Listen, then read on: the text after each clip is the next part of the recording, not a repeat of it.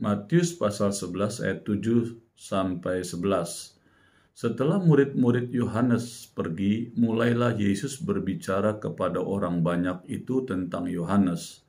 Untuk apakah kamu pergi ke padang gurun, melihat bulu yang digoyangkan, angin kian kemari, atau untuk apakah kamu pergi melihat orang yang berpakaian halus? Orang yang berpakaian halus itu tempatnya di istana raja. Jadi untuk apakah kamu pergi melihat nabi? Benar, dan aku berkata kepadamu bahkan lebih daripada nabi. Karena tentang dia ada tertulis, lihatlah aku menyuruh utusanku mendahului engkau. Ia akan mempersiapkan jalanmu di hadapanmu. Aku berkata kepadamu, sesungguhnya di antara mereka yang dilahirkan oleh perempuan, tidak pernah tampil seorang yang lebih besar daripada Yohanes Pembaptis. Namun yang terkecil dalam kerajaan surga lebih besar daripadanya. Saudara-saudara, siapakah di antara kita yang tidak senang dipuji, dihormati, apalagi kalau kita menorehkan prestasi yang terbaik, seperti juara seni, seni suara, menyanyi, ya, juara seni rupa, seni musik, ya, melukis dan sebagainya, saudara. Dalam bidang seni, dalam bidang olahraga, kalau saudara menjadi juara olahraga, sepak bola, bola basket, bulu tangkis, atletik, dan lain-lainnya. Atau dari sisi pendidikan, saudara juara di pendidikan, ya, juara kelas, juara matematika, juara umum, atau juara fisika, dan lain-lain, saudara. Dan ketika kita menerima gelar itu di atas podium dan dikalungkan medali kemenangan, kita akan senang dan bangga sekali. Tetapi pernahkah saudara dipuji, dihormati oleh Tuhan? Dalam ayat Matius di atas bagaimana Tuhan Yesus sangat memuji dan menghormati Yohanes Pembaptis. Suatu pujian yang tidak sembarangan, kalau bukan karena karya Tuhan yang luar biasa yang dikerjakan oleh Yohanes Pembaptis.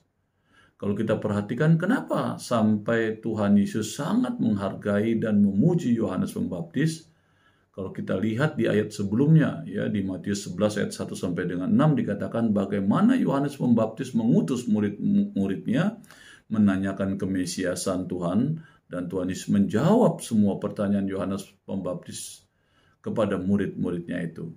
Dan setelah murid Yohanes pergi, maka Tuhan Yesus berbicara kepada orang banyak tentang Yohanes. Yang pertama dari penjelasan Tuhan Yesus di dalam ayat 7 sampai dengan 11 itu dikatakan, ke padang gurun melihat bulu yang digoyangkan angin kian kemari. Kalau kita sering pergi ke ladang atau hamparan rumput liar, saudara, ya, di wilayah kita Indonesia banyak sekali hamparan-hamparan padang, ya, saudara. Kita akan melihat alang-alang dengan bunganya yang seperti buluh yang bergerak-gerak ke kiri, ke kanan karena tiupan angin yang menerpanya. Saudara, saya mendapatkan pengertiannya adalah sebagai berikut. Apakah orang banyak itu bertemu dengan Yohanes hanya dengan prinsip seperti buluh di padang belantara? Semua orang juga tahu keberadaan buluh itu, sesuatu yang biasa ada di alam, saudara, khususnya di padang belantara. Artinya, orang banyak itu datang dan mencari sesuatu yang biasa-biasa saja, yang semua orang bisa melihatnya. Atau bulu yang digoyang angin kian kemari, pengertian yang saya dapat adalah orang banyak datang dan bertemu dengan orang yang tidak mempunyai kepastian, pelin-pelan dan lemah, ya, seperti bulu yang digoyangkan angin kian kemari. Untuk apa berjalan seharian hanya untuk bertemu dengan orang yang demikian? Hanya menyia-nyiakan waktu dan hidup saja. Yang kedua, Yesus menjelaskan melihat orang yang berpakaian halus. Orang yang berpakaian halus itu tempatnya di istana raja. Atau melihat orang-orang yang kaya dan hebat dengan pakaian yang luar biasa mewahnya, sutra halus yang mahal, kain satin, dan lain-lain. Yang jelas Yohanes tidak berpakaian seperti yang Tuhan Yesus katakan. Yohanes Pembaptis itu pakaian dari kulit onta, dan Yohanes Pembaptis bukan utusan dari istana, Tapi dia adalah utusan Tuhan memberikan kebenaran yang menempelak raja, orang Farisi, ahli Taurat, dan orang banyak, dan memiliki resiko yang tinggi untuk nyawanya. Atau yang ketiga, melihat nabi. Nabi itu pembawa pesan Tuhan. Dan nabi sangat dekat dengan Tuhan, sehingga dia mengenal suara Tuhan dan suara manusia. Nabi memiliki keberanian untuk menyampaikan firman Tuhan. Nabi memiliki hikmat Tuhan dalam pikirannya dan kebenaran Tuhan dalam bibirnya.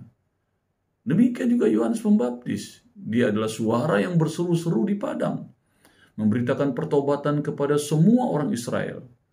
Dari penjelasan 3 item di atas, saudara, kita bisa melihat bagaimana Tuhan Yesus mengingatkan orang banyak tentang penghormatannya terhadap Yohanes Pembaptis. Yohanes Pembaptis itu bukan hanya orang biasa, bukan juga orang dari istana, dan bukan juga seorang nabi biasa. Tapi Tuhan Yesus mengatakan Yohanes Pembaptis tidak lebih kecil daripada utusan Tuhan, dan tak ada seorang pun yang dapat memiliki tugas yang lebih besar daripada itu. Yang kedua, penghormatan Tuhan Yesus yang istimewa. Tidak ada tokoh yang lebih besar daripada Yohanes Pembaptis sepanjang sejarah. Yang pertama, yang terkecil dalam kerajaan surga lebih besar daripadanya. Kenapa Yohanes dikatakan lebih kecil dari yang terkecil di surga? Jawabannya adalah Yohanes tidak pernah melihat salib. Yohanes boleh mengenal kesucian Tuhan. Yohanes memproklamasikan keadilan Tuhan. Namun, kasih Allah dalam kepenuhannya tidak pernah ia kenal. Namun orang Kristen yang sederhana dapat mengenal, saudara dan saya, mengenal lebih banyak tentang Tuhan daripada nabi besar di Perjanjian Lama. Orang yang telah melihat salib telah melihat hati Tuhan dengan cara yang tak pernah dialami orang yang hidup sebelum salib. Karena itulah Yohanes dapat dikatakan adalah orang yang mendapat tugas untuk menunjukkan kemuliaan yang dia sendiri tidak melihat kemuliaan itu. Tapi janganlah orang menjadi patah hati di dalam gereja atau dalam bidang kehidupan apapun yang jika impian dan perjuangan yang dilakukan tidak menjadi kenyataan hingga akhir hidupnya.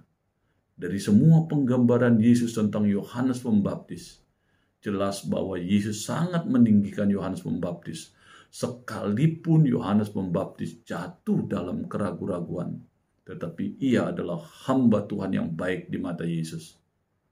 So, untuk kita semua, kalau kita melihat ada hamba Tuhan yang jatuh dalam dosa, jangan terlalu cepat menghakimi dengan mengatakan bahwa orang itu bukanlah hamba Tuhan, sesat, dan sebagainya.